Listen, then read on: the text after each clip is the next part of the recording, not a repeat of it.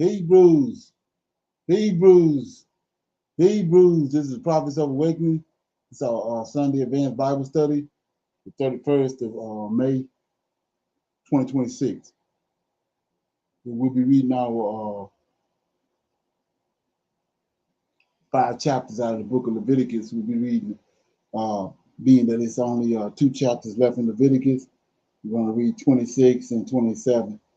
Okay, we're going to read them and break it down. You can go to our YouTube channel, The Prophets of Awakening.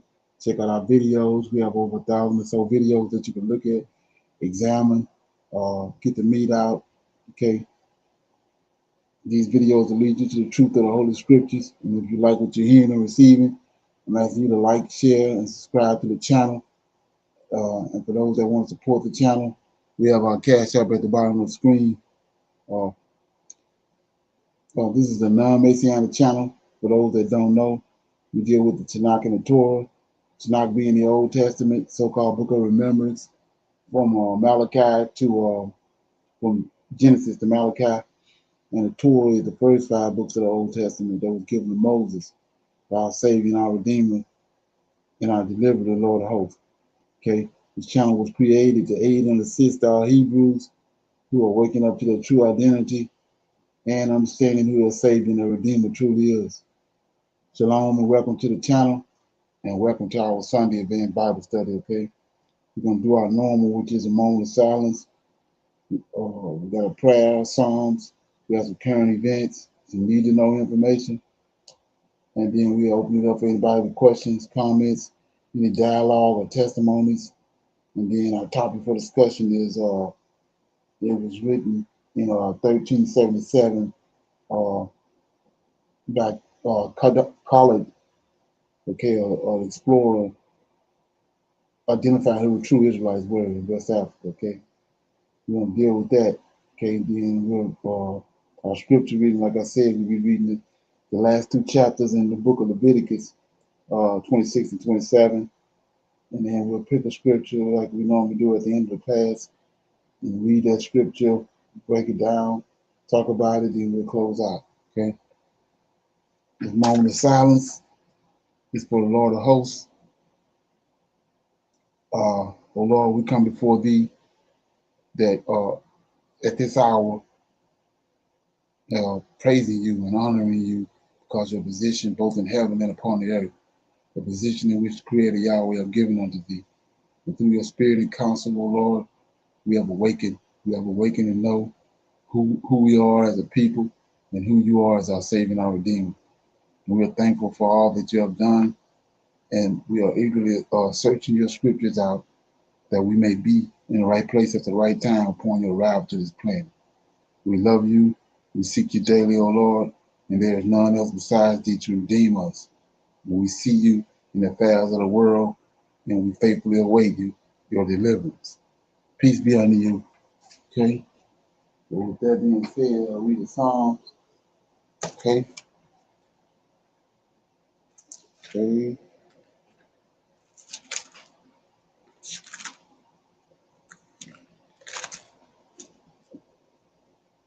Okay, I'll read Psalms 8 is God's glory and man's honor. Okay, it's the Psalm of David. O Lord our God, how excellent is Thy name in all the earth. Who has set Thy glory above the heavens? Out of the mouth of babes and sucklings hast Thou ordained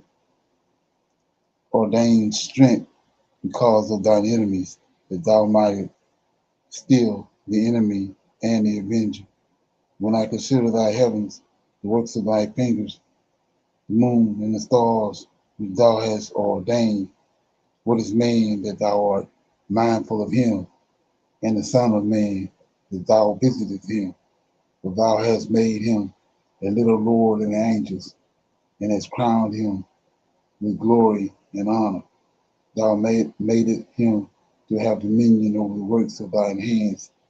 Thou hast put all things under his feet, all sheep and oxen, yea, and all the beasts of the field, the fowls of the air, and the fish of the sea, and whatsoever passeth through the paths of the sea.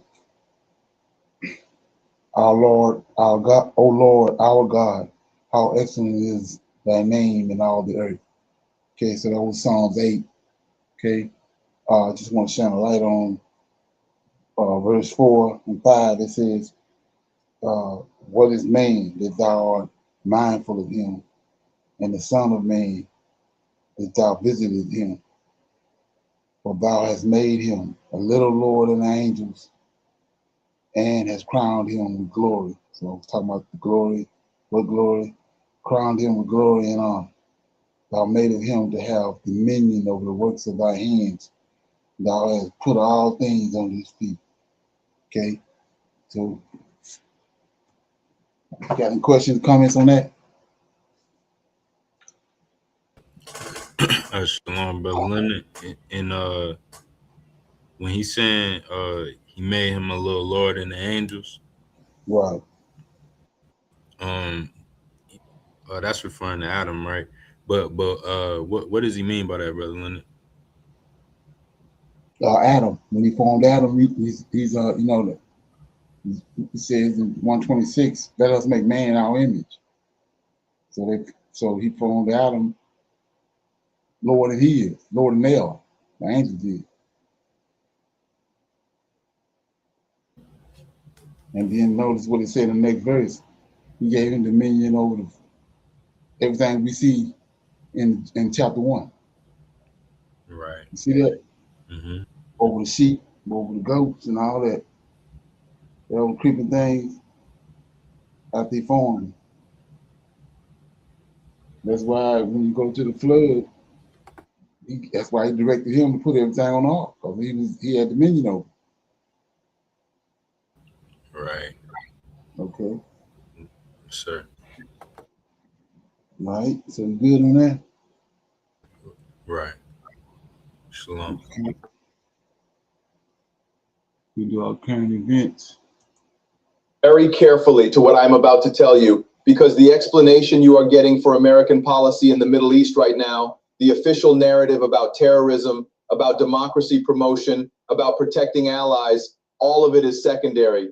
All of it is justification layered on top of a much simpler, much more brutal calculation.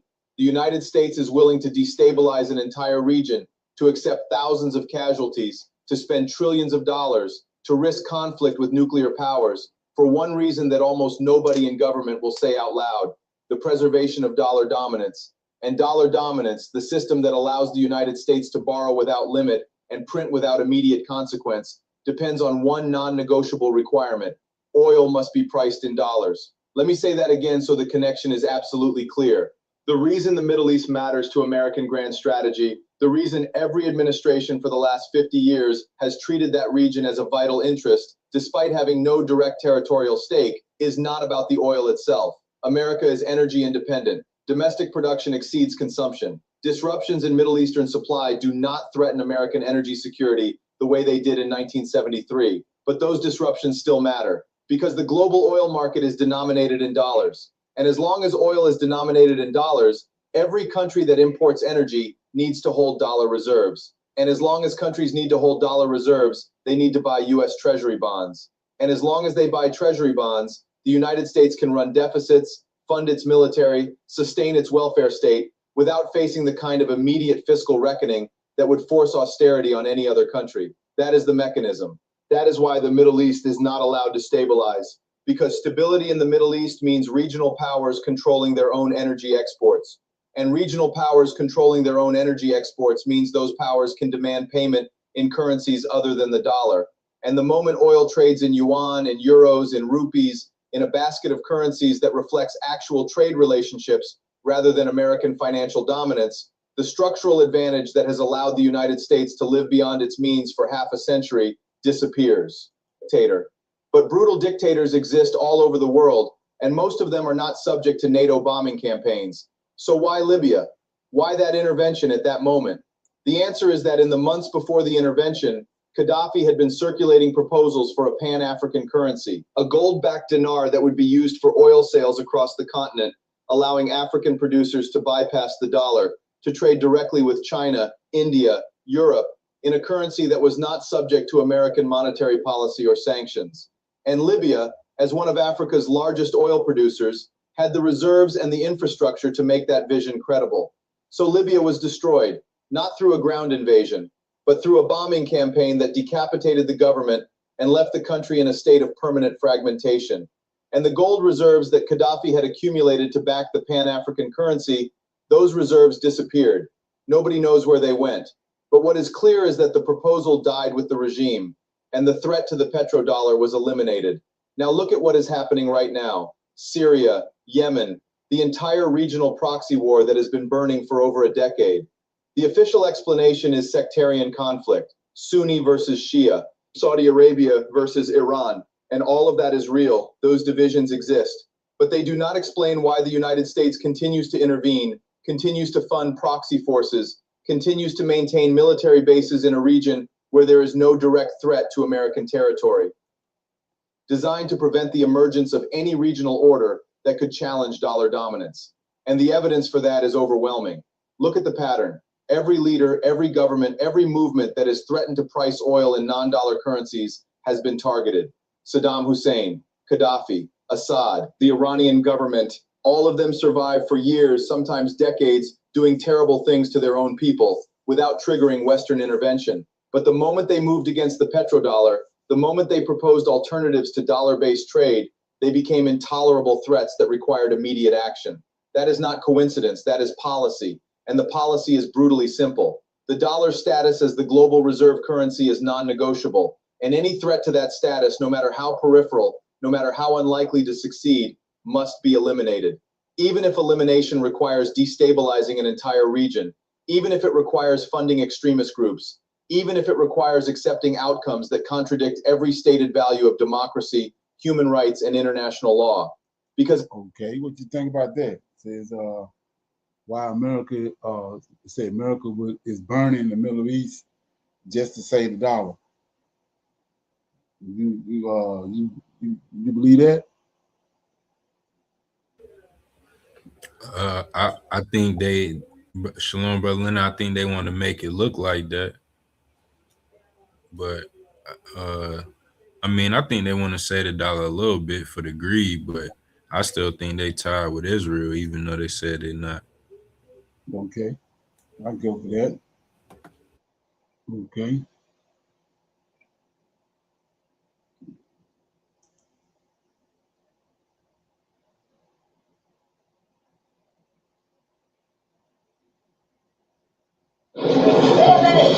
The latest Ebola outbreak is outpacing the response, and the International Rescue Committee now predicts it could become the deadliest outbreak of Ebola on record.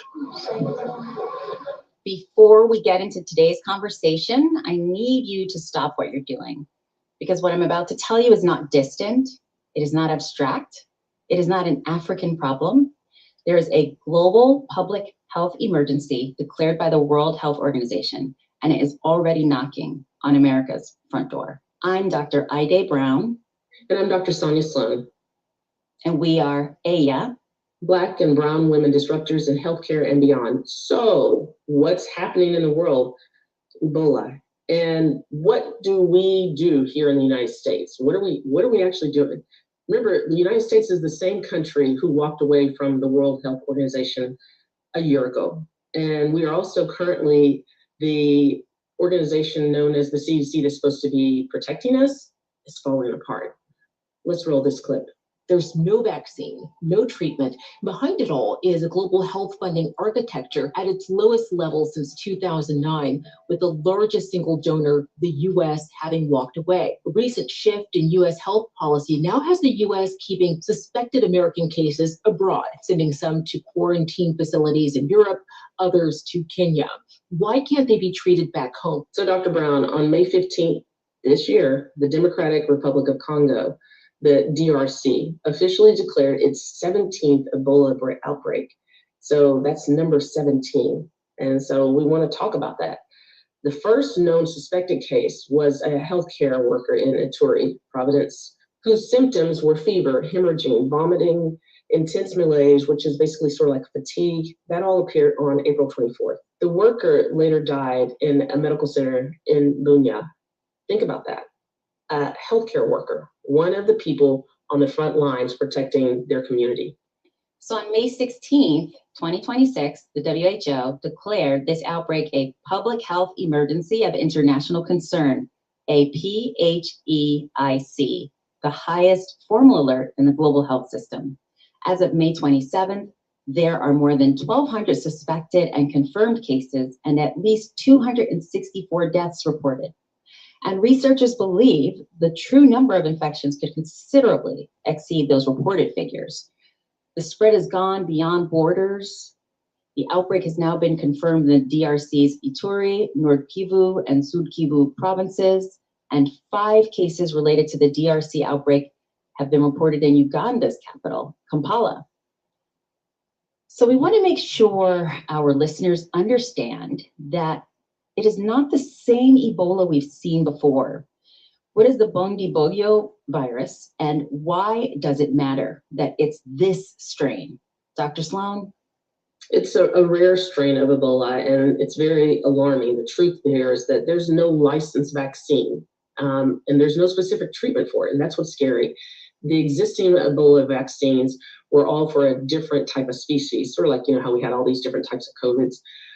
The scientists are now urgently, assessing whether they can play any type of role at all in this. The 2 main lines of defense right now against the deadly virus are vaccines, a monoclonal antibody treatment, and currently there's no approved treatment for this virus, what we're calling a BVD. So the case fatality rates right now are almost at 30 to 50%, unlike those in Ebola Zaire, the strain with an approved vaccine. There is no licensed vaccines right now, no specific therapeutic against this virus that we know. So through early supportive care remains the only life-saving thing that we can do. So sort of scary, right? There have been only 2 prior BVD outbreaks, one in Uganda in 2007, and then also in 2008. And then there was also one in the DRC in 2012. So the previous Ebola crisis drove major scientific advances, right? With vaccines and treatments developed for the Zaire strain, but not this one. I'm starting to hear about it, right? So BSL stands for biosafety level, and there's 4 different tiers. And this chart here sort of explains the basic ones, right? So 1, 2, and 3, you guys have heard about some of these, but once we get to the level 4, that's the highest level of contaminant. Employees wear positive pressure encapsulating suits, breathe filtered air as they work, a combination of rigorous training, meticulous procedures, security measures, carefully designated structures, and elaborate redundant operating systems in place to protect the laboratory workers and other people in the facility, right? So to restrict entry for non-citizens who visited one of the countries within the previous 21 days, along with screening and monitoring of all people arriving from these countries. An American who tested positive for Ebola on May 17th is amongst those being moved for care outside the DRC, with the CDC working with other US governmental agencies and international partners on those efforts. So to date, no suspected, probable, or confirmed cases of Ebola have been reported in the United States, and the risk of Ebola domestically is considered very low. But speaking as a physician, low risk does not mean no risk. In our communities, right? Our communities, the ones in Houston, Atlanta, and the DC metro area, we are in cities where these screening protocols are active. So we need to be informed, not afraid, not scared, not some crazy reaction. We need to be informed, right, Dr. Sloan? I totally agree. So when an Ebola outbreak erupts and the media begins talking about, quote, travelers from Africa, end quote, we need to be precise and we need to be vigilant, because the framing historically leads to stigma, right? Not safety. It leads to fear. In 2014, during the West African outbreak, there was documented fear, discrimination, and racial targeting of African immigrants and Black Americans across the country. So we do not need to repeat that chapter. Our job as Black and brown women disruptors is to lead with science and facts, to be the trusted voices in our communities and in our families. Because when our friend or family member shares a post on Facebook that says this was manufactured, or when your neighbor asks if Black people are more susceptible, we need to be prepared to answer with facts, with grace, and with authorities. So practically speaking, you know, what do you need to know? What do they do? And so here's our action list. Number one, if you or someone you know has traveled to the DRC, Uganda, or South Sudan in the last 21 days and is experiencing fever, severe body aches, vomiting, or any bleeding, do not wait. Do not go to a walk-in clinic. Call your healthcare provider first. Call the CDC hotline. Alert them before you arrive anywhere, right? This is a standard protocol for any hemorrhagic fever exposure. Right. Okay. You got anything on that? Shalom, Brother Leonard. She mentioned in there was an outbreak in 2014, right? Right. And it's that's when the decade started. What is that? You know, the first decade of international. Oh, yeah, okay. You know, they put the test out then, right? And then they bringing it back since we about to go back, since a lot of people went back. Exactly. They're trying to discourage people from leaving there. Right. What it seems like to me. All right. So we got some need to know information. You know, I just put myself in. It's tied to the same thing. I think it's now all of a sudden they're tampering with gold and silver. In the shoes of the Chinese government and say, look what's going on. We've lost control of the pricing. We controlled the price for the last 3 decades. Okay, fine, that's brilliant. We can't control it anymore. We have lost that. Why? Because India is now going through an industrial revolution at the phase where China was 25 years ago. She's growing, and demand for silver, yet for industrial purposes, is just absolutely enormous. And on top of that, of course, throughout Asia, you know, you would think that there would be some silver sort of coming out, you know, scrap and all the rest of it. But no, the Asians hang on to their scrap because do they want silver or do they want rupees or reals or, you know, it's a no-brainer. They hang on to their silver. The squeeze, I think, has only just started. Now, I wouldn't claim to know how this is going to progress minute by minute or day by day. But it's clear to me that silver has still a lot of upside because it's turned into a giffen good, you know, one where a rising price basically doesn't produce supply. If anything, it encourages demand. It does the reverse of what, you know, charts that we've all been shown do, you know, sort of rising demand gets capped by price. Price, the function of price basically is to balance supply and demand. So you get the increase in supply at the higher prices. That's not going to happen, and it's not happening now. It's driven up by this sort of demand, and it's a one-way ticket because there's no industrial user who sort of says, well, I got a little excess stuff here, you know, I could maybe trade it out, sell a bit into the market and take a profit and buy it back cheaper. Or I can hedge it. You know, no, they're not there anymore. Those guys basically realize what's going on. And I think one of the things that's interesting about the timing of this very, very sharp volatility is that, of course, it occurs at a time when any respectable industrial user is on holiday. Yeah. You know, he's still digesting his Christmas pudding and looking forward to, well, if it's Scotsman, Hogmanay, and too much whiskey. So you know, the timing from the swap's point of view, we've got a year-end problem coming up. You know, like my bonuses depend on me making profits or being able to show that I make profits, and my mark to market doesn't kill those profits. Yeah, they love to bash it down, or mine Bitcoin or whatever. You know, so we just don't have the electrical capacity, if you like, to compete with the Chinese in these matters. So, yeah, I think China realizes that it's got, you know, it's got us firmly in its grasp. I mean, Short and curly, yeah. I won't use the rude word, if you like, but that's It's squeezing and it's hurting. I don't think it's price control as such. I mean, it's the consequence of many years of demand exceeding supply. I mean, just look at the Silver Institute tables. They show for the last 5 or 6 years or whatever that there's been more silver demanded than supply, and the difference has always been made up by the category they call investment. Yeah, it's not investment.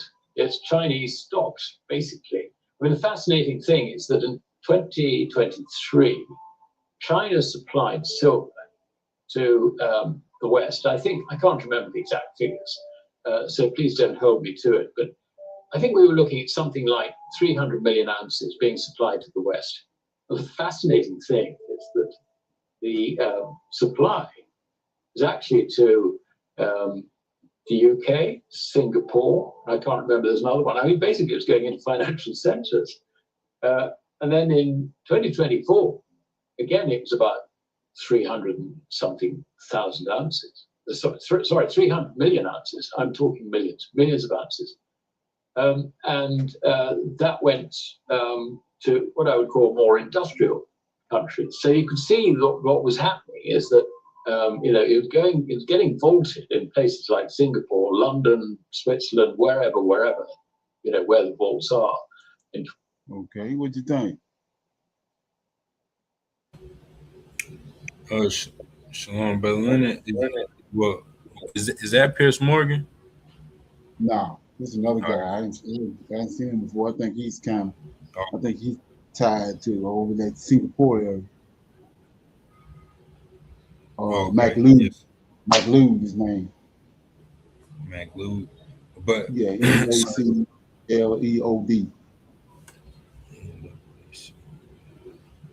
Okay. Yes, sir. And so he said that the demand is being raised in gold. Well, he said they fumbling with it now. I think they're trying to bring it down. They're tampering with it, to trying to devalue it. From what I understand, from what I would understand what he's saying. But he says that China control all that now.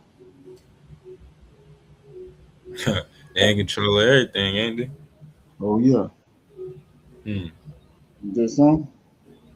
They did, and I okay. And Brother Leonard, that do spark a thought after you said that, because I remember them saying that China has the most capacity at this point to mine gold too. Right. So exactly. I guess that's why. Okay, sir. Right. Okay. So with that being said, I'll open it up for anybody with any questions, any comments, any dialogue. Got anything? Testimonies? Shalom. Yes, sir, Brother Leonard. In Jeremiah 10 and 16. Okay. Yes, sir. It says the portion of Jacob is not like them, for he is the former of all things, and Israel is the rod of his inheritance. The Lord of hosts is his name. And Shalom, that was Jeremiah 10 and verse 16, sir. And Brother Leonard, you teach on Genesis 1 all the time, right? And exactly. yes, sir. So right here, he's saying I'm the former of all things, right? He said I'm the portion of Jacob is not like them, for he is the former of all things. Okay. Like, yes, sir. And then in my little in the study Bible with the number by it, it says maker. So okay. yes, sir. So when I was reading what you is in Genesis 1, we read Genesis 1, he say, and it says, let me go to it real quick, but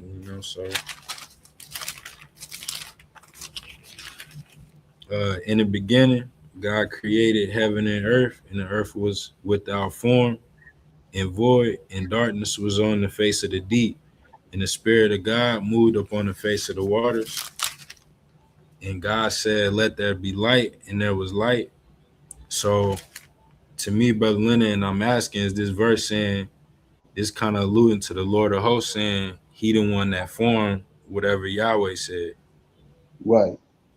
Okay. That was the exchange right there. He said, "Let there be light."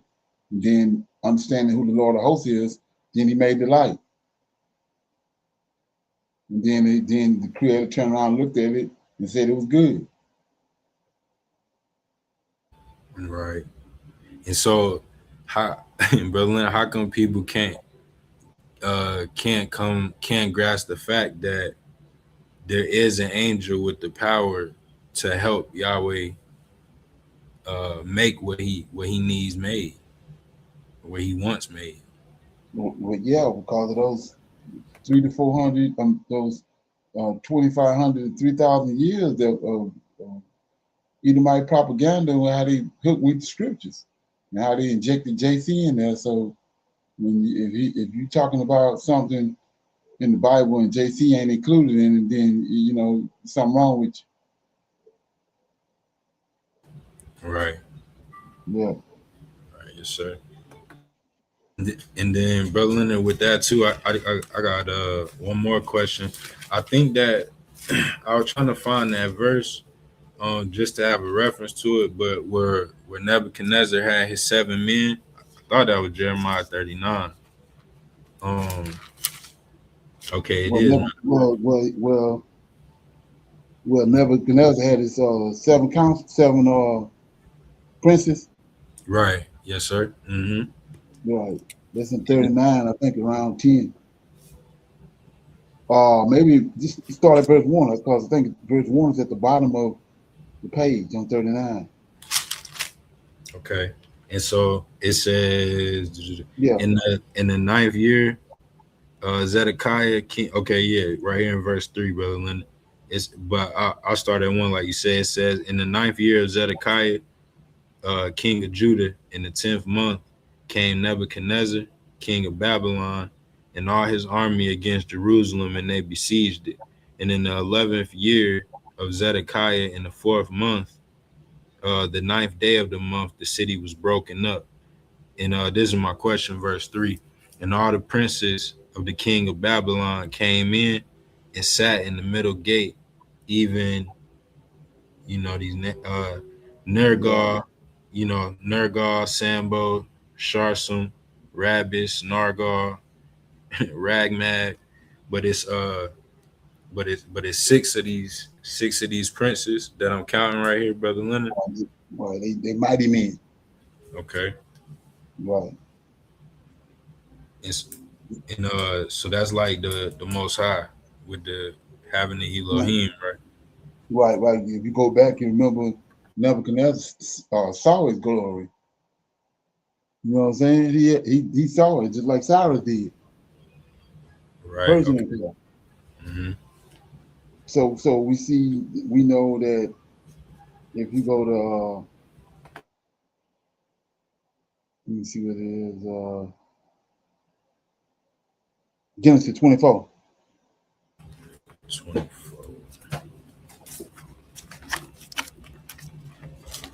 Okay. I think it's verse 10. You're gonna see what the 70 elders of Israel saw. That's what Nebuchadnezzar saw. That's what Cyrus saw.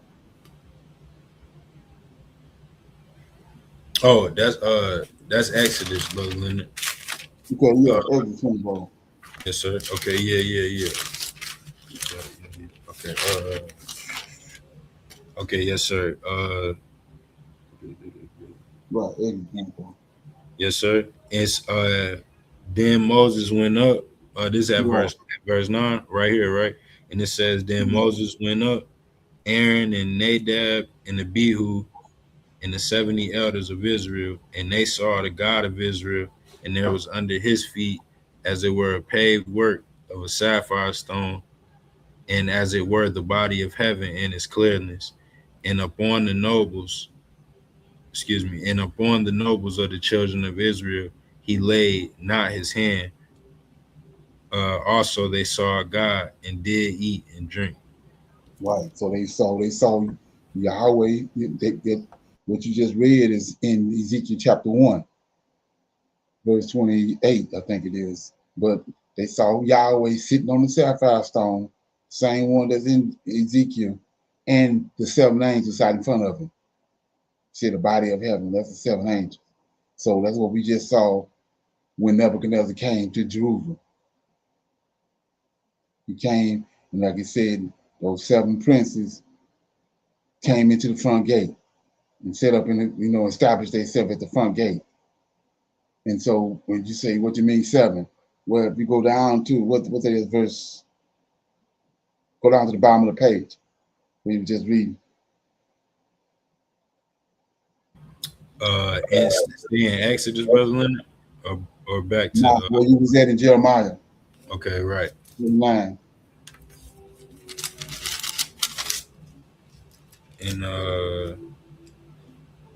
where it's saying, 6 or 7 verse when Nebuchadnezzar.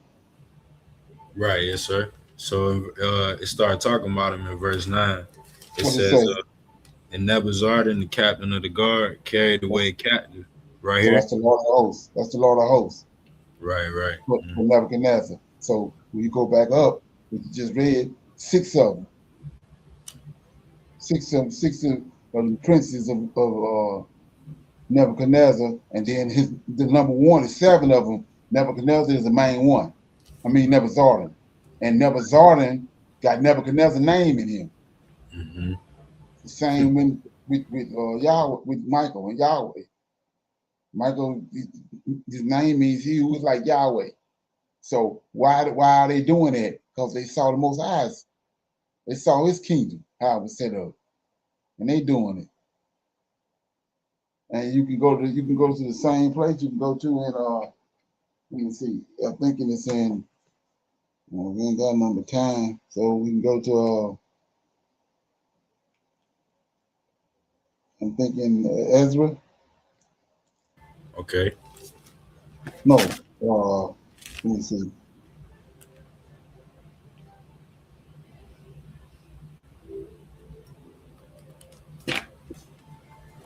Esther. Book of Esther.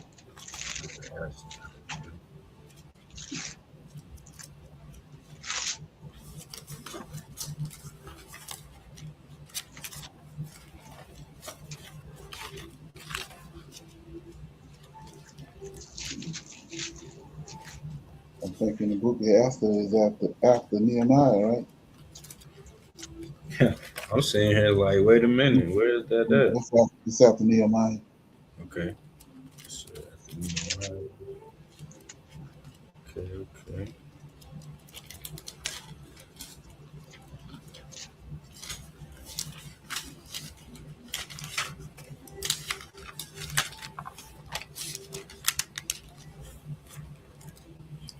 Esther chapter 1, verse 10. Esther chapter 1, verse 10 says, This is when Artaxerxes' queen would not come in before him, deal with him, and then he excommunicated her.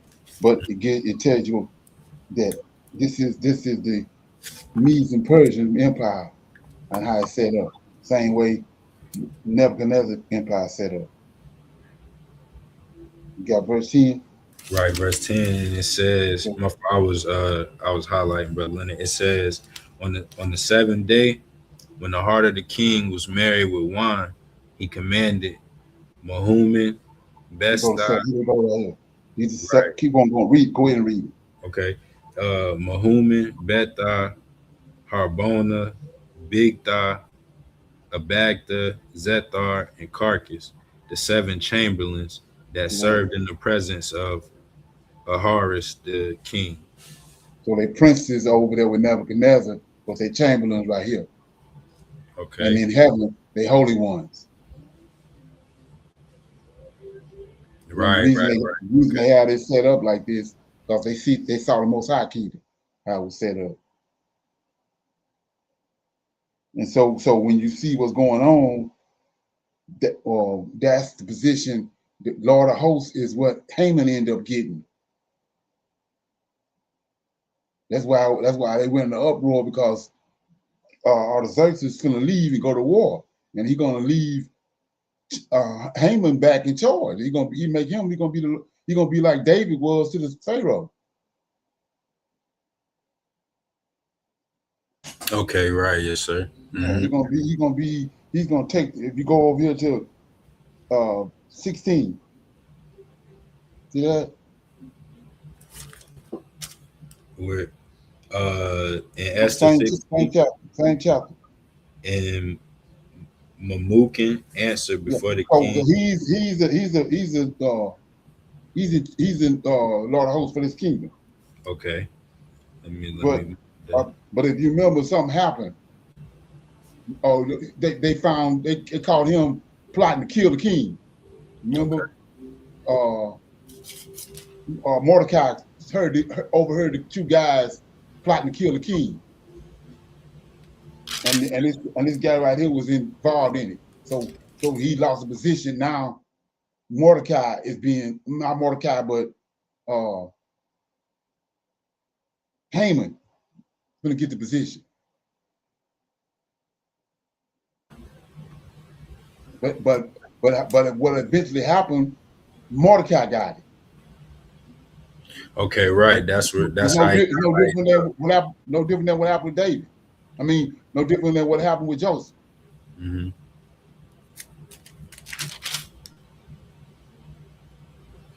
See that? Mm-hmm. Mm-hmm. Yeah, I'm gonna have to watch that one night with the king again, brother. Right. Yeah. Okay. Yeah. So we see right here they duplicating Yahweh's kingdom. That's why it says when Daniel broke it down to Nebuchadnezzar, he said, "You is the head of the line, the head of gold, because Nebuchadnezzar started it all." You know what I'm saying? Right. And you got to know he had to see what those 70 elders saw, because he was reduced to a beast for 7 years. Mm. You know what I'm saying? He had encountered them. He had encountered them because they're the ones that reduced him to a beast. Right. Okay, yeah. And so Nebuchadnezzar set his kingdom up like this. Then we see everybody after that. We see the same order set up. But if you don't understand how Yahweh kingdom set up, you won't see none of this. See that? Right. Yes, sir. Mm-hmm. Okay. And even you can see another thing, verse 10 of Esther, chapter 1. Okay.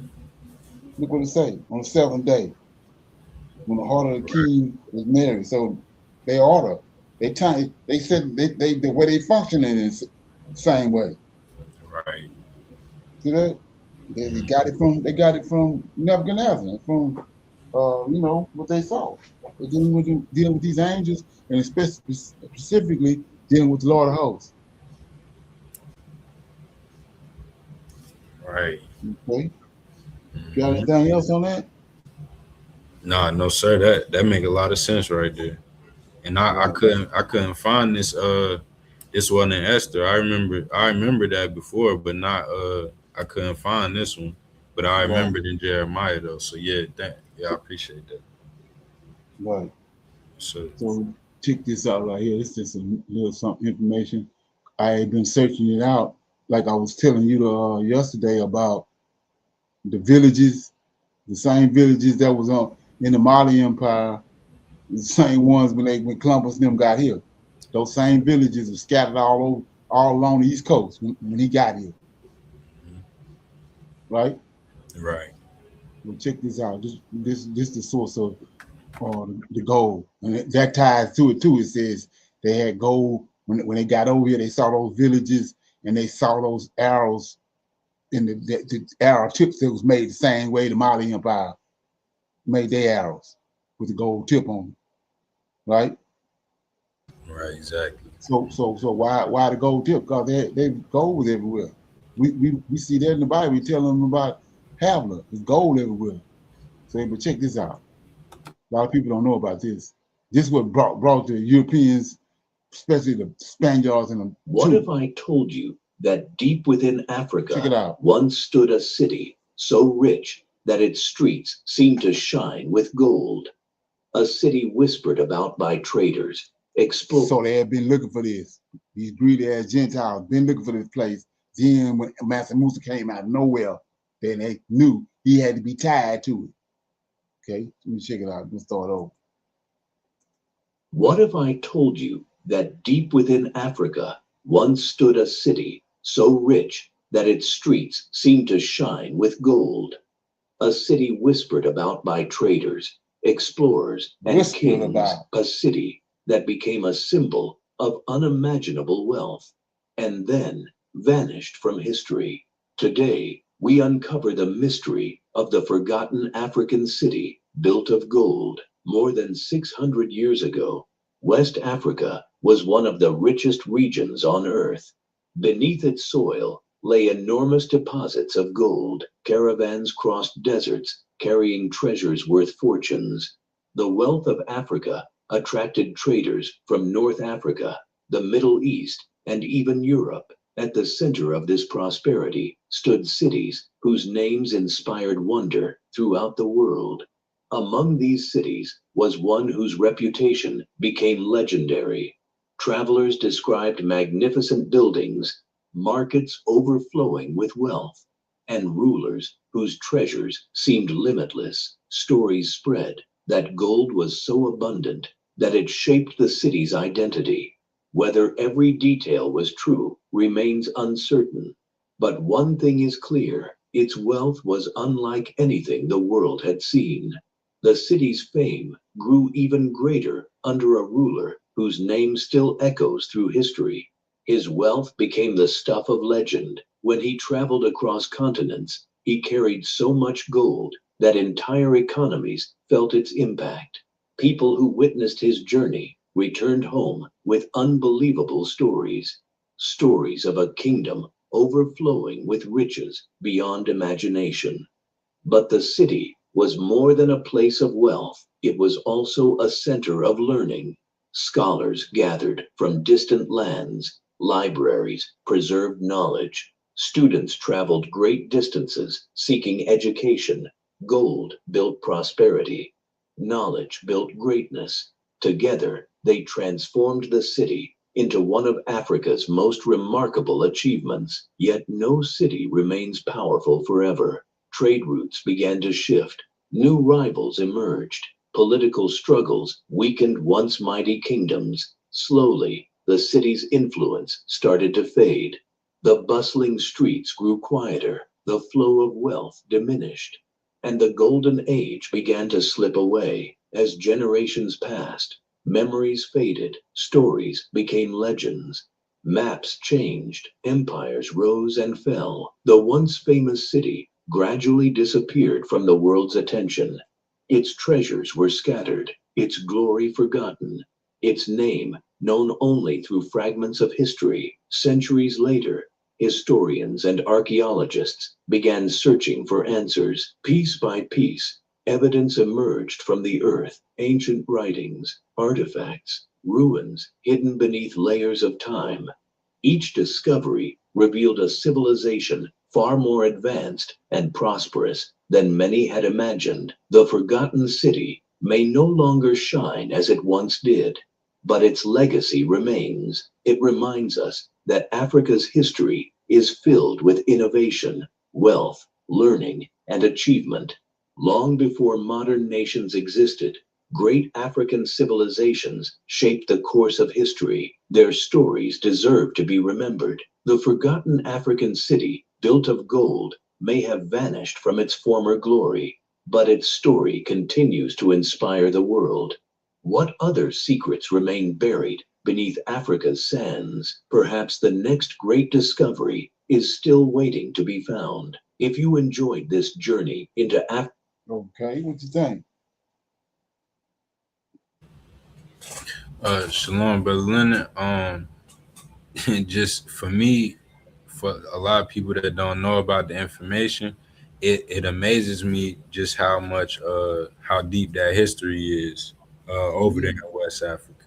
You know, Right. because we talk about like you know, Rosewood and Tulsa, Oklahoma, and Seneca Right. Village and all that. And it's dope. Every, you know, that stuff was good and it was Right. good. But in West Africa, it was even greater than that. Oh yeah, right. You know? And all they doing is picking up. They doing the same thing they did over there. They doing it over here. Right. Same people. Yeah. So my reason for playing this right here is, like I said, I guess I look at things in a different way than a lot of other people. So, like I was saying, look at the bare spot, the Sahara Desert. You can go be in outer space and you can see the Sahara Desert. You know what I'm saying? Right. It's like an eyesore. It's like it's, you know, it's some. I mean, when I see it, it reminds me of what the Most High said about Israel, that He was going to wipe him off the face of the earth, and that people when they pass by the land that was once Israel, it's gonna be you know, they're gonna say, what happened? You know what I'm saying? Right. And when I see Sahara, that's what I see, right? Okay. And so remember Solomon, especially Solomon, but David, Solomon, and all the gold they had. Exactly. Could that city not be Jerusalem? You know what I'm saying? Mm. And then could the place not be, could it not be Sahara? And the place, because it's not found. It can't, you know what I'm saying? They say, a lot of people say it was Timbuktu, which I believe it was Timbuktu, but I believe before that it was Jerusalem. Timbuktu was just was a fragment of what Jerusalem was. Because if you remember in Isaiah, when Hezekiah showed all the Chaldeans around in Jerusalem. Remember that? Yes, sir. Mm-hmm. That's what brought the Chaldeans back there. When they showed them all everything they had. And then you got to go to Queen of Sheba when he said that she had heard about this place. Mm-hmm. See what I'm saying? And then she wanted to come see for herself. So it sounds like to me that's a city. Jerusalem is that city. Mm-hmm. You know what I'm saying? And it ain't there no more. It can't be found. Mm. Ain't that something? Yes, sir. And Berlin, I never I ain't never actually did it. And I'm looking at it right now though, looking at the Sahara, you know, from the space view, man, that is crazy. Right. It's something going on with that. And Right. it's biblical. It's biblical too. Right. And the crazy part about it had to happen after the flood. Okay. Not before the flood. It had to happen after the flood. So like I said, I think it's tied to Jerusalem, me myself. Because then another thing, when you look at it, first of all, he says he had completed his promise of Abraham, Isaac, and Jacob, that the Israelites was like sands of the sea. So if they was like sands of the sea, it had to been a huge area for where they was at. Oh, right. Yes, sir. See what I'm saying? And then, like I said, he told them people gonna pass by here, they're gonna say, what happened here? You know what I'm saying? And then all the history of these people that got all these explorers. Why they got all these explorers and all these people all around this area right here, the West African area? It's something they knew that was there before. And then all the stories is everybody around that area got Hebrew customs. Yes, sir. See what I'm saying? So it's something going on with that, man. And then Brother Leonard, and why all these explorers, you know, like it's coming out now because of what time it is. But all these guys, you know, this was like the one you played yesterday, Brother Leonard, 1623. You know what I mean? Right. Until like yesterday, I hadn't necessarily heard of that guy or his research. So then they got all that research that they done, and then they hide it, you know. Exactly. Mm-hmm. And the crazy part about it is it's all there. All the information is there, but the people that had access to it They don't have the mindset that we have. Right. See what I'm saying? We'll be like a kid in the candy store. See what I'm saying? Yes, sir. Oh yeah. So go ahead. And I'm sorry, and Brother Leonard, I was gonna mention too that when because it reminds me like listening to that video and him talking about Timbuktu, and in that book and it called Babylon and Timbuktu, it talk Right. about like that other city that they had. It was a bunch of them, but the other city that was big, like Timbuktu, called Tiana or whatever, and how Portugal and them, how they kind of had like spies, Right. you know, people infiltrating and stuff to they took surveillance for 100 years before that, exactly. before they actually started the slave trade in a massive, it being massive or what have you, 100 years of surveillance first. So that's how, how for one, that's how locked down our forefathers had it over there, because they couldn't find a way to take them over. But then it's how intricate that Esau was, and executing as well. Right, and so he's like Esau is like the movie Back to the Future. So he had all you know what I'm saying. He was raised by Abraham too, and by Isaac. Mm-hmm. So he had inside information. He knew about. That's why he there. He's the one. All these surveyors and explorers they got coming to Edomites. They the ones that they on top of all that. That's just like they the ones they control the whole transatlantic slave trade. From all the sugar plantations over there in the Caribbean to the plantations over in America. He controlled the whole setup. He's behind it all. Oh, yeah. And so, because Brother Leonard, one thing that when I listen and that I heard you saying, when you realize that people don't know that's who Columbus and them is you know what exactly. I mean? Right. That's Esau. Yeah. Right. Like I say, when they came from Spain and Portugal, you got to do your research on that. Okay.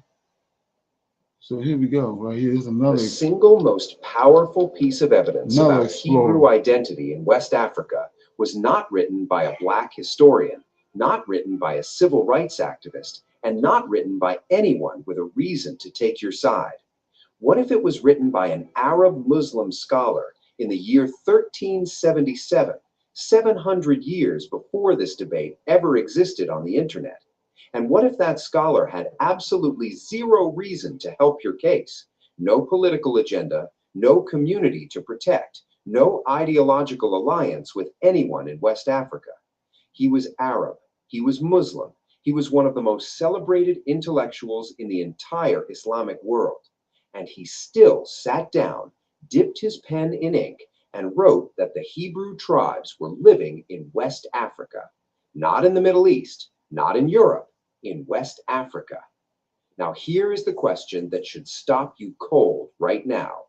If this information has existed in a published, academically recognized, and professionally translated text for over 600 years, why have you never once heard about it in a classroom, in a mainstream documentary, or in a history textbook? That question is what this entire video is about. Stay with me, because by the end of this, you are going to understand why one man's 14th century manuscript changes everything we thought we knew about this conversation. And before we go any further, I want to hear from you right now. Do you believe that medieval Arab scholars had documented knowledge of West African civilizations? Drop your answer in the comments below, because what you are about to hear is going to challenge everything.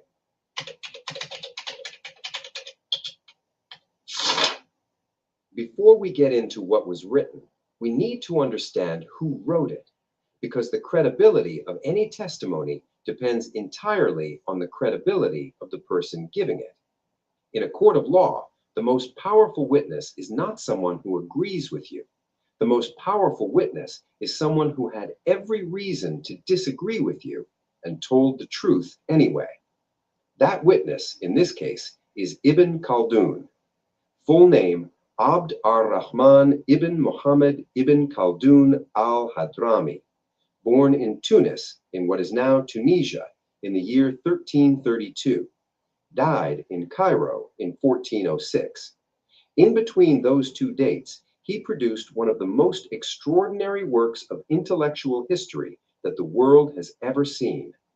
The book is called Al-Muqaddimah, which translates in English as the Introduction or the Prolegomena.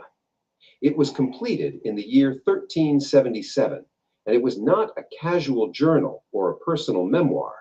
It was a systematic, rigorous, encyclopedic analysis of human civilization, political power, social organization, and the patterns of historical change across multiple continents.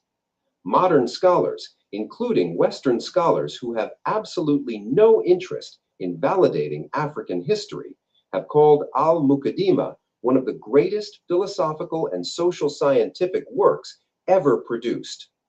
The British historian Arnold Toynbee described it as undoubtedly the greatest work of its kind ever created by any mind in any time or place. That is a Western scholar saying that about an Arab Muslim intellectual who wrote it in the 14th century. So when Ibn Khaldun writes something in Al-Muqaddimah, serious historians do not dismiss it. They take it seriously. Now here is why Ibn Khaldun is the most important witness in this entire conversation. And I want you to follow this logic carefully, because it is the foundation of everything else. First, he was Arab, not African. He had no ancestral connection to West African communities, no family loyalty, no tribal alliance. He was documenting from the outside. Second, he was Muslim. The Hebrew identity is connected to a religious and ethnic tradition that was, at various points in history, in direct theological competition with Islam. An Arab Muslim scholar in the 1300s had absolutely zero incentive to elevate the historical status of Hebrew tribes. Zero. Third, he had access to the greatest libraries in the medieval world. He worked in Tunis, in Morocco, in Granada, in Andalusian Spain, and eventually in Cairo. He consulted trade records, geographic accounts, oral testimonies from Saharan merchants, and earlier historical texts written in Arabic going back centuries before his own time. He was not speculating. He was compiling verified information from multiple independent sources. And fourth, and this is the point that matters most in any serious evidentiary argument, he is what lawyers call a hostile witness. A hostile witness is someone whose natural position is opposed to the claim being made, but whose testimony supports it anyway. When a hostile witness, he is not doing this to celebrate them. He is not doing this to make a political argument about simultaneously. One of those directions, according to his sources, was south and west, through the Levant, across Egypt, along the North African coast, and into sub-Saharan West Africa. And here is a question I want to put directly to you. If Ibn Khaldun documented living Hebrew communities in West Africa in 1377, and the transatlantic slave trade began pulling massive numbers of West Africans onto ships within roughly a century of that writing, does that timeline concern you at all? Because it absolutely concerns me, and we are going to come back to it in detail. Ibn Khaldun does not stand alone, and this point is critical because a single source, no matter how credible, can always be dismissed as an outlier, a misreading, or an isolated error. One witness can be attacked, one document can be questioned, but when three independent Arab scholars writing across 4 separate centuries all document the same basic reality without any coordination or shared motive, you no longer have an outlier, you have a pattern. And patterns in historical analysis carry a fundamentally different level of evidentiary weight than isolated claims. Let me introduce you to the other two members of what I am calling the Arab Triple Confirmation. The first is Abu Ubaid al-Bakri, writing in the year 1068, more than 300 years before Ibn Khaldun. Al-Bakri was an Andalusian Arab geographer born in what is now Spain, and he produced a major geographic work called Kitab al-Masalik wa al-Mamalik, which translates as the Book of Routes and Realms.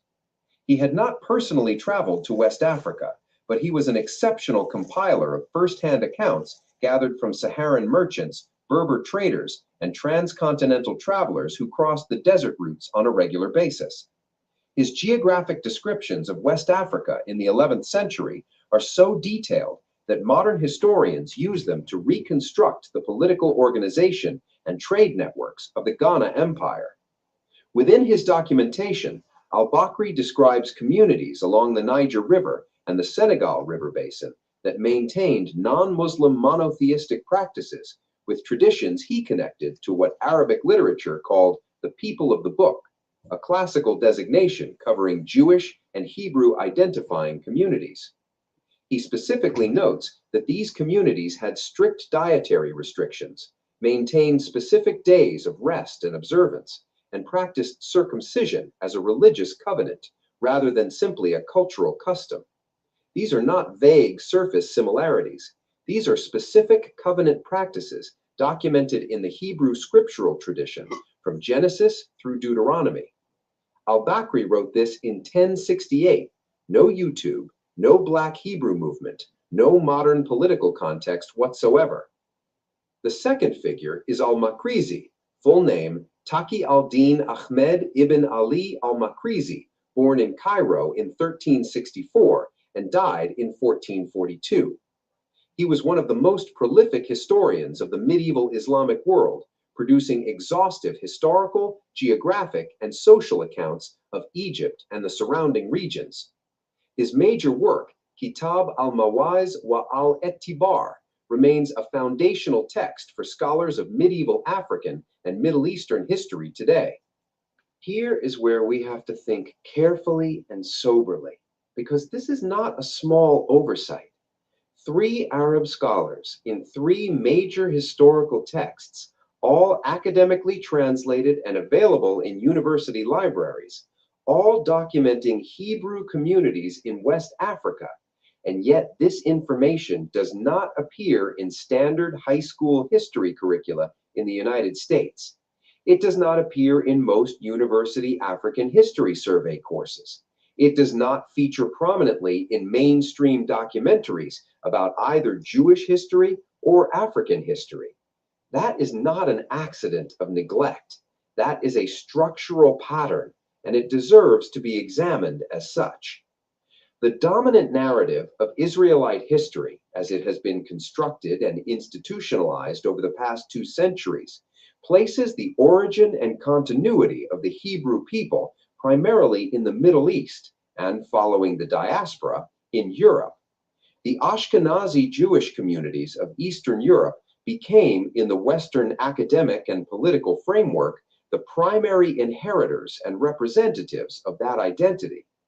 The State of Israel was established in 1948 on the basis of that lineage claim, and the entire political and legal architecture of that state, including its law of return, its citizenship frameworks, and its national identity discourse, rests on a specific genealogical and historical argument about who the true descendants of the ancient Hebrews are. Now, introduce into that framework 3 Arab scholars from the medieval period documenting that Hebrew tribes were living in West Africa, and then connect that to the fact that tens of millions of West Africans were forcibly transported across the Atlantic between the late 1400s and the mid-1800s. That combination does not fit comfortably into the dominant historical narrative. It raises questions that the existing institutional frameworks are not designed to answer, and things that do not fit the dominant narrative do not tend to appear in the textbooks that the dominant narrative produces. I want to be precise here because precision matters. I am not describing a secret, coordinated conspiracy of individuals sitting in a room deciding to suppress a document.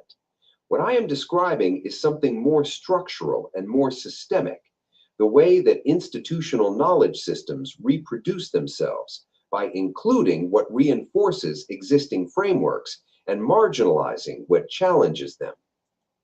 Hundreds onward. Deuteronomy 28:68. At what point does a coincidence become a pattern? At what point does a pattern become evidence? And at what point does evidence become history that we are obligated to teach, to study, and to reckon with honestly?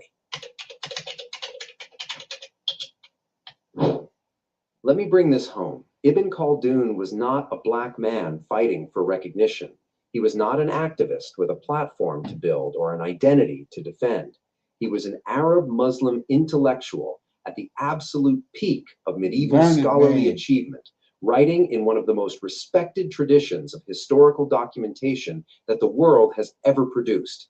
He wrote in 1377 that Hebrew tribal communities were present and living in West Africa. He was not the only one. Al-Bakri documented it in 1068. Al-Makrizi documented it in the early 1400s. 3 independent Arab scholars across 4 centuries, all pointing to the same geographic reality. And then, so what you think? Three witnesses, Brother Leonard. Yeah, this 1377. Come on. And the other guy was 11 something. So you thinking 1727 was something. Okay. Yeah. So you got anything else on that? I mean, it's evidence is so overwhelming. It's overwhelming. And I, for me, Brother Leonard, I can't understand how, again, you gotta rightly divide that civilized tribe thing, Right. not understanding that those tribes, and I'm saying to, for the people listening, Brother Leonard, when you got those other tribes that they say are Native Americans, and then you got the ones that they say are the civilized tribes, well, those is the Hebrews, but they're not Native Americans. Right, they were brought here. Right. Before the slave trade. That's the crazy part about it. Oh yeah. And then, like the man just said, it's all documented. And then any other incident that had that much documentation, it'll be all over the history books. Like you said, none of this stuff is in the, you know what I'm saying? They got it ducked off somewhere. Right. Oh, yes, yeah. sir. And that's the other reason too, why it's so funny with the DNA, how they they always want to say it's illegal to test certain DNA in certain places and things like that. It's because that would have been answered the question. Right. You get some? Yes, sir. Right. Yeah. So we're gonna go to Leviticus. We got 2 chapters left in there. You read 26. I'll read the last one. Right. Yes, sir. Leviticus 26, 27. Okay. It's reward for obeying commandments. You shall make you no idols, nor graven image, neither rear you a standing image, neither shall you set up any image of stone in your land to bow down onto it, for I am the Lord your God. You shall keep my Sabbaths and reverence my sanctuary. I am the Lord. If you walk, Can you read verse 1 again? right. Is that not JC? Can you read that? Come on. It says, you shall make you no idols, nor graven image, neither rear you up a standing image, neither shall you set up any image of stone in your land to bow down to it, for I am the Lord your God. Is that not JC? Come on. Statues Okay. everywhere. Hey, that sounds cool. All right. Yes.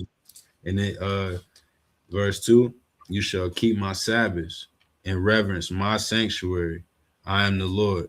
If you walk in my statutes and keep my commandments and do them, then I will give you rain in due season, and the land shall yield her increase, and the trees of the field shall yield their fruit. And your threshing shall reach on to the vintage, and the vintage shall reach on to the sowing time. And ye shall eat your bread to the full, and dwell in your land safely. And I will give peace in the land, and you shall lie down, and none shall make you afraid. And I will rid evil beasts out of the land, neither shall the beast of the land, neither shall the sword go through your land. And you shall chase your enemies, and they shall fall before you by the sword. And 5 of you shall chase 100, and 100 of you shall put 10,000 to flight. Your enemies shall fall before you by the sword, for I will have respect upon, for I will have respect unto you, and make you fruitful, and multiply you, and establish my covenant with you. And you shall eat old store, and bring forth the old because of the new. And I will set my tabernacle among you, and my soul shall not abhor you. And I will walk among you, and I will be your God, and you shall be my people. And I am the Lord your God, which brought you forth out of the land of Egypt, that you should not be their bondmen. And I have broken the bands of your yoke and made you go upright. But if you will not hearken unto me, and will not do all these commandments, and if you shall despise my statutes, or if your soul abhor my judgments, so that ye will not do all my commandments, but that you break my covenant, I also will do this unto you. I will even appoint over you terror, consumption, and burning ague that shall consume the eyes and cause sorrow of the heart. And you shall sow your seed in vain, for your enemies shall eat it. And I will set my face against you, and you shall be slain before your enemies. They that hate you shall reign over you, and you shall flee when none pursueth you. And if you shall not yet for all this hearken unto me, then I will punish you 7 times more for your sins, and I will break the pride of your power, and I will make your heaven as iron, and your earth as brass, and your strength shall be spent in vain. Your land shall not yield her increase, neither shall the trees of the land yield their fruits. And if you walk contrary unto me, and will not hearken unto me, I will bring 7 times more plagues upon you according to your sins. And I will also send wild beasts among you, which shall rob you of your children, and destroy your cattle, and make you few in number, and your highways shall be desolate. And if uh, and if ye will not be reformed by me these things, but will walk contrary unto me, then will I also walk contrary unto you, and will punish you yet 7 times for your sins. And I will bring a sword upon you that shall avenge the quarrel of my covenant. And when you are gathered together within your cities, I will send pestilence. I will send the pestilence among you, and you shall be delivered into the hand of the enemy. And when I have broken the staff of your bread, 10 women shall bake your bread in one oven, and they shall deliver you your bread again by weight, and you shall eat it and not be satisfied. And if you will not for all this hearken unto me, but walk contrary unto me, then I will walk contrary unto you also in fury, and I, even I, will chastise you 7 times for your sins. And you shall eat the flesh of your sons, and the flesh of your daughters shall you eat. And I will destroy your high places and cut down your images. And cast your carcasses upon the carcasses of your idols, and my soul shall abhor you. And I will make your cities waste, and bring your sanctuaries unto desolation. And I will not smell the savor of your sweet odors. And I will bring the land onto desolation, and your enemies which dwell therein shall be astonished at it. And I will scatter you among the heathen, and will draw out a sword after you, and your land shall be desolate, and your cities waste. Then shall the land enjoy her Sabbaths, as long as it lieth desolate, and you be in your enemy's land. Even then shall the land rest and enjoy her Sabbaths. As long as it lieth desolate, excuse me, it shall rest, because it did not rest in your Sabbaths when you dwelt upon it. And upon them that are left alive of you, I will send a faintness into their hearts in the lands of their enemies, and the sound of a shaken leaf shall chase them, and they shall flee as fleeing from a sword, and they shall fall when none pursueth, and they shall fall upon one another as it were before a sword when none pursueth. And you shall have no power to stand before your enemies. You shall perish among the heathen, and the land of your enemies shall eat you up. And they that are left of you shall pine away in their iniquity in your enemies' lands, and also in the iniquities of their fathers shall they pine away with them. If they shall confess their iniquity and the iniquity of their fathers with their trespass, which they trespassed against me, and that also they have walked contrary unto me, and that I also have walked contrary unto them, and have brought them into the land of their enemies. If then their uncircumcised hearts be humble, and they then accept the punishment of their iniquity, then I will remember my covenant with Jacob, and also my covenant with Isaac, and also my covenant with Abraham will I remember, and I will remember the land.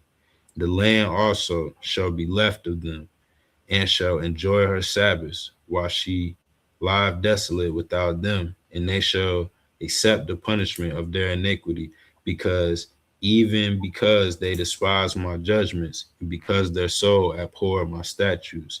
And yet for all that, when they be in the land of their enemies, I will not cast them away, neither will I abhor them to destroy them utterly, and to break my covenant with them, for I am their Lord. But I will, for their sakes, remember the covenant of their ancestors, whom I brought forth out of the land of Egypt in the sight of the heathen, that I might be their God. I am the Lord. These are the statutes and judgments and laws which the Lord made between him and the children of Israel in Mount Sinai by the hand of Moses. And Shalom, that was Leviticus chapter 26. Okay, what you got on Shalom, Brother Leonard, it's a few things in there, but where he mentioned, where's this?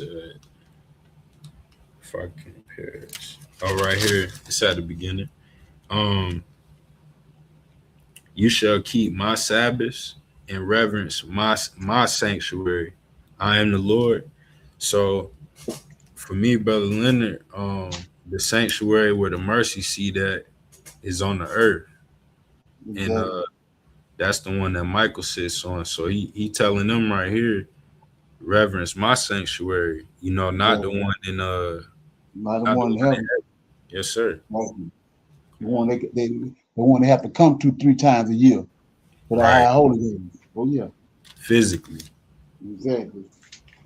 Yeah. So once all that started doing, and once you really start getting a feel for what's really happening and who's who, then a lot of other things start coming together. So you know that this right here is the same as Deuteronomy 28, right? Right. Yes, sir. Yeah, Mm-hmm. it's the same as Deuteronomy 28. You can read this is Deuteronomy 28 same. So my thing I want to shine a light on was people read it, but it go over their head. He keeps saying, if you walk contrary to me, I'm gonna walk contrary to you, right? Right. Okay, Exactly. well, go to what I continue to bring up. Well, in the New Testament, we see that he cast them out. We see what these from all these reports that these people, these explorers, been writing down in over the thousands of years where these Israelites is at, right? Right. Yes, sir. and that he had kicked them out their land. Mm-hmm. Right. So why he kicked them out the land? They was walking contrary to him. Come So on. now go to the New Testament. Here comes JC. That ain't walking contrary to them. See what I'm saying? He Right. laying hand on the blind and all that, healing the blind, all that. That ain't walking contrary. But this God right here saying, this is a different God. Mm-hmm. You see that? Okay, need another one.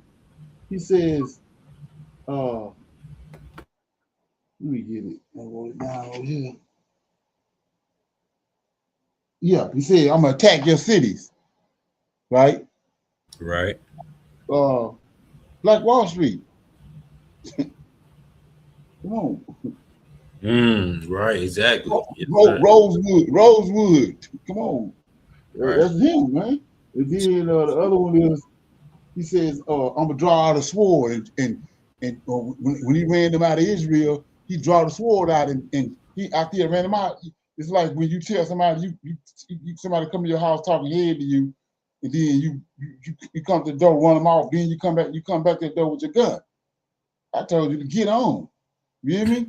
Yes, So sir. that's what he's saying. I got the sword. I ran you out, and then I got to draw the sword out behind you to get you out of here. So then you say, what you talking about? What happened with Adam? Right. Didn't he draw the sword out? Yes, sir. Come on. Mm-hmm. So anyway, they had one more. I wrote it down. Yeah. It says, yeah, I brought you to your enemy's land. Mm-hmm. Mm-hmm. Okay, Master Musa. And how they got it. I'm telling you about the villages. He brought them over here. Right. The transatlantic slave trade. Mm-hmm. He the one provided the transportation. And then you read another verse. I didn't write it down. It just popped back in my head. He says, if you do what's right and keep my laws and my statutes, then I will not bring the sword into your land. Yes, sir. Mm-hmm. Okay, so they wasn't. We see in the book of Jeremiah and Ezekiel, he tell them the Chaldeans coming. Why the Chaldeans coming? Because they didn't do this. Mm-hmm.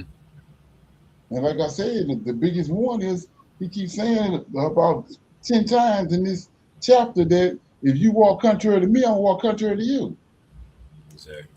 So it can't be JC, bro. It's Yeah. the same person, right? Yes, sir. It's the same person in Deuteronomy 32, right? He's saying, Right. I kill and I make alive. Exactly. Right. It ain't no way it's JC. That's a whole other character. Mm-hmm. But there's something? Sure. Okay, let me read 27. Mm-hmm. So this Leviticus 27, laws concerning dedication. And the Lord spake unto Moses, saying, Speak unto the children of Israel, say unto them, when a man shall make a singular vow, the person shall be for the Lord by estimation, and thy estimation shall be of a male from 20 years old even unto 60 years old. Even that estimation shall be 50 shekels of silver after the shekel of the sanctuary. And if it be a female, then the estimation shall be 30 shekels. And if it be from 5 years old even unto 20 years old, then thy estimation shall be of the male 20 shekels, and for the female 10 shekels. And if it be for a month old, even until 5 years old, then thy estimation shall be of the male 5 shekels of silver, and for the female estimation shall be 3 shekels of silver. And if it be from 60 years old and above, if it be a male, then the estimation shall be 15 shekels, and for the female 10 shekels. But if he be poorer than thy estimation, then he shall present himself before the priest, and the priest shall value him according to his ability. That bowed shall the priest value him. And if it be a beast, or well, men bring an offering unto the Lord, all that any man giveth of such unto the Lord shall be holy. He shall not alter it, nor change it, a good for a bad, or a bad for a good. And if he shall at any change it all change beast for beast, then it and the exchange thereof shall be holy. And if it be any unclean beast, of which they do not offer a sacrifice unto the Lord, then he shall present the beast before the priest, and the priest shall value it, whether it be good or bad, as thou value it, who art the priest, so shall it be. But if he will at all redeem it, then he shall add a fifth part thereof unto that estimation. And when a man shall sanctify his house to be holy unto the Lord, then the priest shall estimate it, whether it be good or bad, as the priest shall estimate it, so shall it stand. And if he that sanctified it will redeem his house, then he shall add the fifth part of the money of thy estimation unto it, and it shall be his. And if a man shall sanctify unto the Lord some part of the field of his possession, then the estimation shall be according to the seed thereof. A omer of barley seed shall be valued at the 50 shekels of silver. If he sanctify his field from the year of Jubilee, according to the estimation, it shall stand. But if he sanctify his field after the Jubilee, then the priest shall reckon unto him the money according to the years of that remain, even unto the year of Jubilee, and it shall be abated from that estimation. And if he that sanctifieth the field will in any wise redeem it, then he shall add the fifth part of the money of the estimation unto it, and it shall be assured to him. And if he will not redeem the field, or if he have sold the field to another man, it shall not be the redeemed anymore. But the field, when it goeth out in the Jubilee, shall be holy unto the Lord, as a field devoted, the possession thereof shall be the priest's. And if a man sanctify unto the Lord a field which he hath bought, which is not of the fields of his possession, then the priest shall reckon unto him the worth of the estimation, even unto the year of the Jubilee, and he shall give thine estimation in that day as a holy thing unto the Lord. In the year of the Jubilee, the field shall return unto him of whom it was bought, even to him to whom the possession of the land did belong. And all thy estimations shall be according to the shekel of the sanctuary. 20 gerods shall be the shekel. Only the firstling of the beast, which should be the Lord's firstling, no man shall sanctify it, whether it be ox or sheep, it is the Lord's. And if it be of an unclean beast, then he shall redeem it according to thine estimation, and shall add a fifth part of it thereto. Or it be not redeemed, then it shall be sold according to thy estimation. Notwithstanding, no devoted thing that a man shall devote unto the Lord of all that he hath, both of the man and the beast, and of the field of his possession, shall be sold or redeemed. Every devoted thing is most holy unto the Lord. None devoted which shall be devoted of a man shall be redeemed, but shall surely be put to death. And all the tithe of the land, whether the seed of the land or the fruit of the tree, is the Lord's. It is holy unto the Lord. And if a man will at all redeem aught of his tithes, he shall add thereto the fifth part thereof. And concerning the tithe of the herd or the flock, even of whatsoever passeth under the rod, the tenth shall be holy unto the Lord.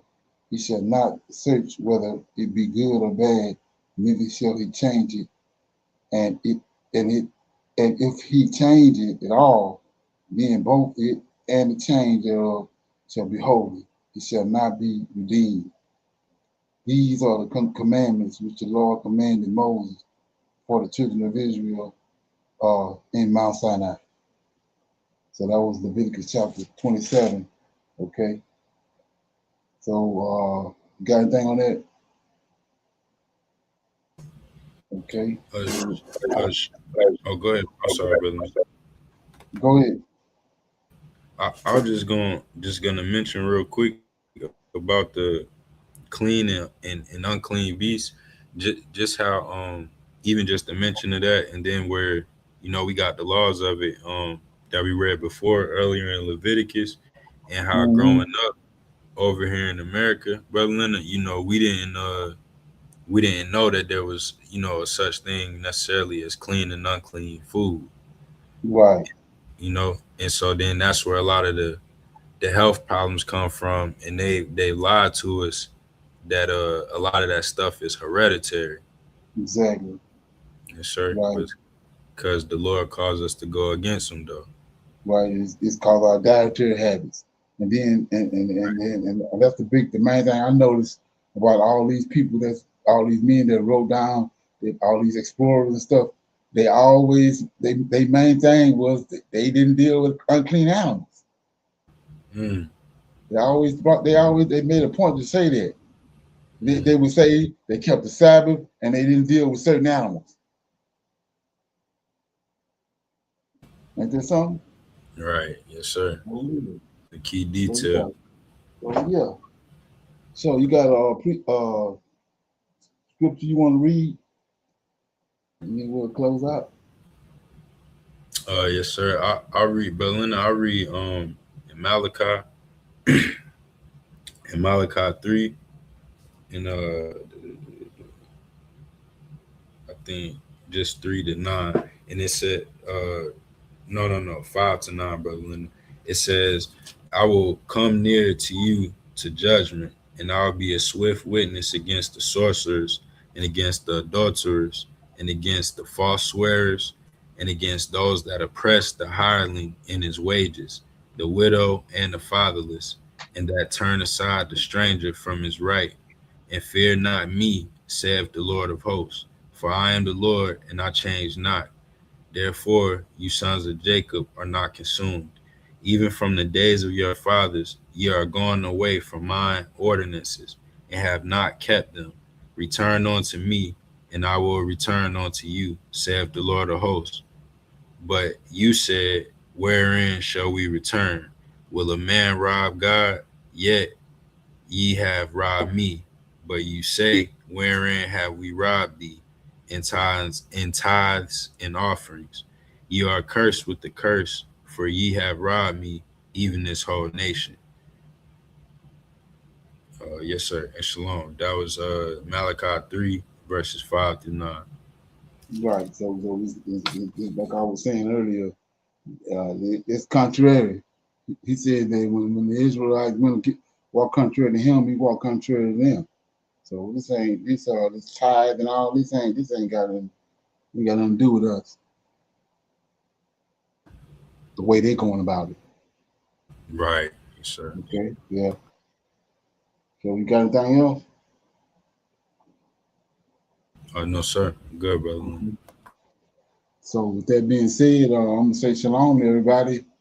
Uh, I'll see everybody on Tuesday for our Tuesday Tanak and news briefing. When we can come in through YouTube, and I'll see y'all then. Shalom, shalom, and love shalom. Shalom.